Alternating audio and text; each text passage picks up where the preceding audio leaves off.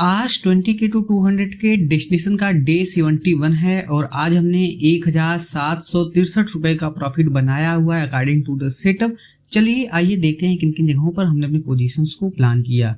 देखिए यहाँ पे हमने सुबह सुबह ही जो हमारा जो पहला कैंडलस्टिक फॉर्मेशन का जो स्टॉप लॉस हंटिंग ट्रेड था उसी के बेस्ड पर ही हमने अपने पोजीशंस को प्लान किया हुआ था। मगर देखिए यहाँ पे जो ये राइजिंग टू मेथड फॉर्मेशन और ये बुलिश सैंडविच बार है, जिसकी वजह से जब यहाँ पे हमको ये जो तेजी से गिरावट हुआ 24,212 के पास से, इस गिरावट के पास में जब हमें अपॉर्चुनिटी नहीं मिला अपने पोजीशंस को एग्जीक्यूट करने के लिए, तो मैं ये समझ गया था कि यहाँ पे थोड़ा सा ऑर्डर्स को एब्जॉर्व करने के बाद रिवर्स जरूर होगा। तो इसी कॉन्सेप्ट को ध्यान में रखते हुए हमने अपने पोजीशंस को 94.25 के रेट पे इस ग्रीन वाले कैंडल में, जो कि 11:30 का जो दिखाई दे रहा है, इसी ग्रीन वाले कैंडल में हमने अपने पोजीशंस को 94.25 के रेट पर 11:31 पर हमने अपनी पोजीशंस को 24,200 के काल में प्लान किया हुआ था।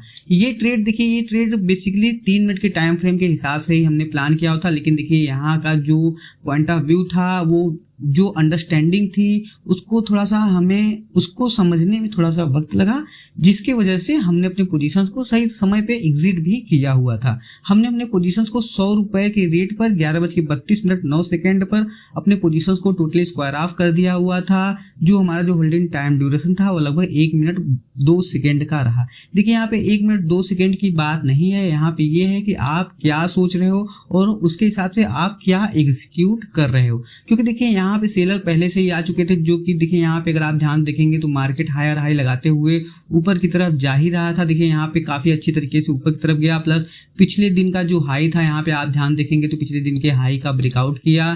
ब्रेकआउट करने के बाद मॉर्निंग में जो ऑर्डर्स थे उसको मार्केट ने एब्जॉर्ब किया, फिर इसके बाद ऊपर की तरफ गया, फिर यहाँ से गिरावट हुआ।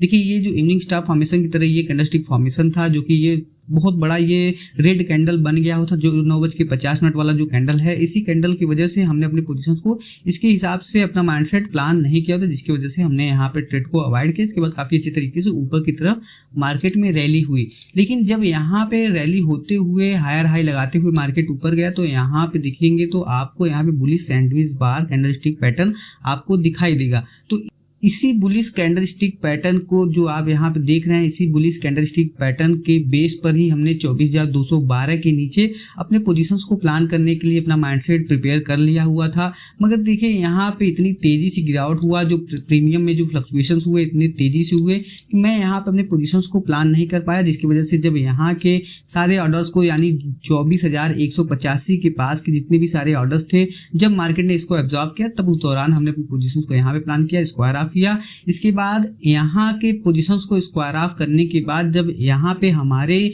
24,212 वाले एरिया ऑफ वैल्यू को जब मार्केट दोबारा रिटेस्ट करने का प्रयास किया, उस दौरान हमने अपने पोजीशन को बहुत ही सूझबूझ के साथ में प्लान किया हुआ था। हमने अपने पोजीशन को 99.40 के रेट पर 11:51 पर हमने अपने पोजीशंस को प्लान किया हुआ था, जिसको हमने 24,200 के पुट में ही प्लान किया हुआ था। देखिए यहाँ पे जब हमने अपने पोजीशंस को प्लान किया हुआ था इस ग्रीन वाले कैंडल में, देखिए यहाँ पे जब ये ग्रीन वाला कैंडल आपको दिखाई दे रहा है, इस ग्रीन वाले कैंडल का जब फॉर्मेशन कंप्लीट हुआ तो ये रेड कैंडल जब यहाँ से बना और यहाँ पे इसका जब ऑर्डर पूरा का पूरा एब्जॉर्व करने का कोशिश किया, यानी 24,203 के पास में आया, तो उस दौरान हमने तुरंत ही यहाँ देखिए थोड़ा सा बुलिश कैंडलस्टिक की तरह दिखाई दे रहा था। इसकी वजह से जब ये नीचे जब सारे ऑर्डर्स को एब्जॉर्व किया, जब इस रेड वाले डोजी के नीचे मार्केट जाने का प्रयास किया, उस दौरान हमने अपनी पोजीशंस को प्लान किया था 99.40 के रेट पर। लेकिन जब ये ऊपर की तरफ रिवर्सल किया तो मैं यहाँ पे बिना कुछ इब्बट या स्नो लगाए अपने पोजीशंस को 95.65 के रेट पर टोटली स्क्वायर ऑफ किया।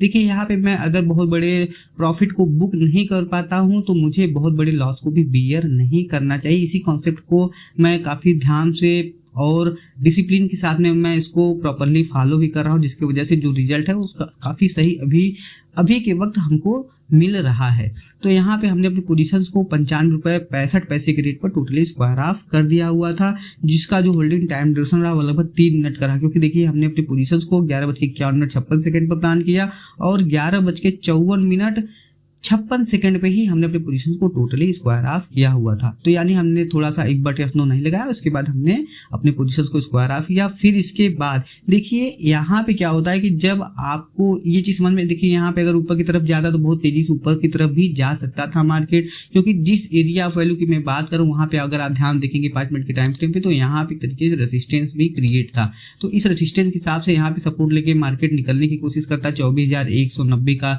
जो हमारा जो रेजिस्टेंस था वो सपोर्ट में कन्वर्ट पहले से ही हो चुका था, तो यहाँ पे स्टॉप लॉस रख के मार्केट को ऊपर ले जाने का प्रयास जरूर किया जाता। लेकिन यहाँ पे मार्केट जब यहाँ से ऊपर की तरफ नहीं गया, वहां से जब ऑर्डर्स को यहाँ पे, क्योंकि देखिए सेलर जो होते हैं वो कभी कभी होता है बहुत तेजी, जो बड़े ट्रेडर्स होते हैं वो अपने ऑर्डर्स को फिल करते हैं, तो इसकी वजह से जो डेस्क ट्रेडर्स होते हैं जो 100-200 करोड़ या 50 करोड़ लेके बैठे, तो वो हो सकता है उनके जो ऑर्डर्स तो पूरी तरह से कंप्लीट नहीं होते हैं, तो वो दोबारा यहाँ पे उनके ऑर्डर्स फुलफिल करने के लिए मार्केट जरूर जाता है। तो यहाँ पे जब ये दोबारा गया तो हमने अपने पोजीशंस को यहाँ पे री एंट्री किया 95 रुपए के रेट पर 12:02 पर हमने अपने पोजीशंस को प्लान किया हुआ था। देखिए यहाँ पे जो हमने ट्रेड को प्लान किया हुआ था, इसी जगह देखिए ये कितना अच्छे तरीके से हमने अपने पोजीशंस को, इसी देखिए रेड वाला कैंडल आपको दिखाई दे रहा है, इसी रेड वाले कैंडल में ही हमने अपने पोजीशन को फिर प्लान किया। जब हमने यहाँ पे अपने पोजीशंस को प्लान किया, उसको हमने 95 रुपए लेकर 104 रुपए 75 पैसे के रेट पर हमने अपने पोजीशंस को 12:22 पर हमने टोटली स्क्वायर ऑफ किया। देखिए यहाँ पे हमने काफी वक्त तक अपने पोजीशंस को होल्ड किया हुआ था। इस ग्रीन वाले कैंडल में हमने जो कि 24,185 के पास में जब ये ग्रीन वाला कैंडल आया, तो उस दौरान हमने अपनी पोजीशंस को बिना कुछ सोचे समझे स्क्वायर ऑफ कर दिया था। हमारे लिए 10 पॉइंट काफी ज्यादा सही है, क्योंकि देखिए मैं यहाँ पे होल्ड किया हुआ था। हमारा जो पहले से जो स्टॉप लॉस लिमिट ऑर्डर था वो 90 रुपए का हमने लगा के रखा हुआ था। 90 रुपए इसलिए लगाया था कि अगर हो सकता था यहाँ से रिवर्सल होता तो जो हमारा प्रीमियम था वो सडनली मेल्ट आउट हो सकता था। इसी दौरान हमने ये चीज पहले से डिसाइड कर लिया था कि हम 90 रुपए का यानी 5 पॉइंट का स्टॉप लॉस रखेंगे। इसके अगर मोमेंटम में मार्केट हमारे डायरेक्शन में जाएगा तो हमको काफी अच्छा लगभग 130-140 तक का मोमेंट हमको दिखा सकता था। इसी चीज को हम ध्यान में रखते हुए अपने पोजीशंस को 19 मिनट 48 सेकेंड तक होल्ड किए हुए थे।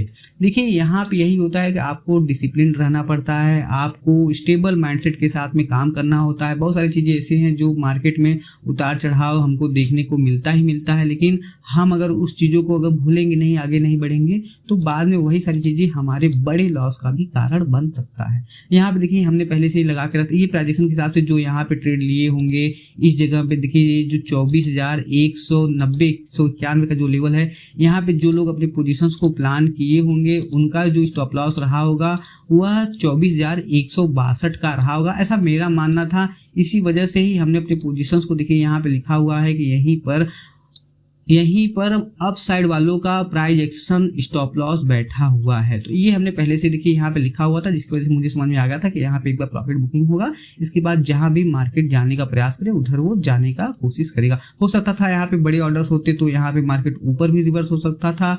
यहाँ पे अगर वीक ऑर्डर्स होते या फिर सेलर्स ज्यादा अग्रेसिव थे वो तो गिरा देते मार्केट। और लास्ट में देखिए एक रेड वाला इतना बड़ा कैंडल भी बना हुआ है। यही सारी चीजें हैं, बस हमको डिसिप्लिन में रहना ही पड़ेगा। अब देखते हैं कल के लिए जो हमारा जो पॉइंट ऑफ व्यू, अगर आप प्राइजेशन के हिसाब से देखेंगे तो देखिए एक तरीके से एक बड़े ट्रेंड लाइन का ब्रेकडाउन हुआ है। तो इस ट्रेंड लाइन के ब्रेकडाउन के हिसाब से जो हमारा जो पॉइंट ऑफ व्यू होना चाहिए वो बेरिश होना चाहिए इंट्राडे पर्पस, क्योंकि देखिए ये जो ट्रेंड लाइन है, इस ट्रेंड लाइन के ब्रेकडाउन के बाद मार्केट काफी अच्छा यहाँ पे कंसोलिडेशन किया हुआ है। कंसोलिडेशन के बाद यहाँ पे काफी अच्छा ये सपोर्ट जो बना था 24,165 का, उसको निकाला। इसके बाद यहाँ से ब्रेकडाउन करने के बाद ऊपर की तरफ गया, फिर यहाँ के कुछ ऑर्डर्स को एब्जॉर्ब करने के बाद फिर मार्केट गिरावट दिखाया। तो ये प्राइजेक्शन के हिसाब से, लेकिन मैंने यहाँ पे अपने पोजीशंस को प्लान नहीं किया हुआ था, मगर जो पॉइंट ऑफ व्यू है वो कल के ट्रेंड के हिसाब से बेरिश होगा 5 मिनट के टाइम फ्रेम के हिसाब से। आज के लिए बस इतना ही। बहुत बहुत धन्यवाद।